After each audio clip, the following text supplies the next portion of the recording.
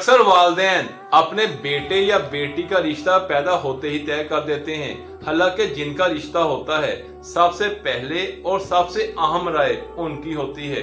उसके अलावा बाद दफा वालिदैन के गलत फैसले की वजह से औलाद और उनके साथ जुड़े सब लोगों को खमियाजा भुगतना पड़ता है और अक्सर वालिदैन ये शिकवा करते हैं कि औलाद नाफरमान हो गई है। अपनी औलाद पर जबरदस्ती फैसले मुसल्लत करने वाले वालिदैन से गुजारिश है कि अपनी औलाद को अच्छी राय तो दें, मगर बालग होने पर उनके जज्बात की भी कदर करें।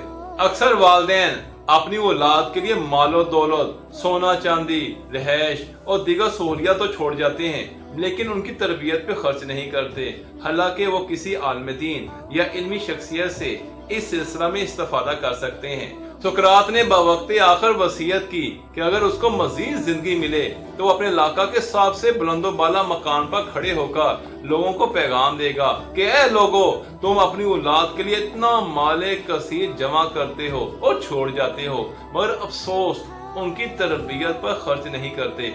हालांकि तरबियत का असर अब्दी होता है, जाके माल आर्जी है।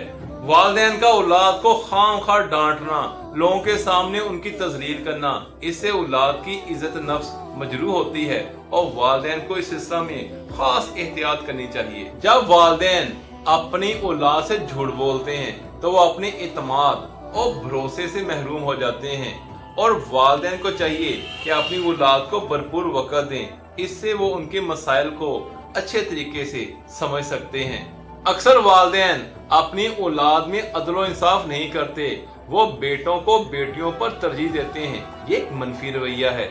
अक्सर वालिदैन अपनी औलाद के साथ दोस्त की बजाय किसी सख्त गिर हाकम की तरह रहते हैं, यह भी दुरुस्त ना है, बल्कि वालिदैन को चाहिए कि औलाद के साथ दोस्तों की तरह रहें, क्योंकि हदीस मुबारका है कि इंसान अपने दोस्त के दीन पर होता है। लिहाजा वालिदैन खुद बाअमल बनेंगे तो यकीनन उनकी औलाद उनकी पैरवी करके इंशाअल्लाह माशरे में मुफीद शहरी साबित होंगे।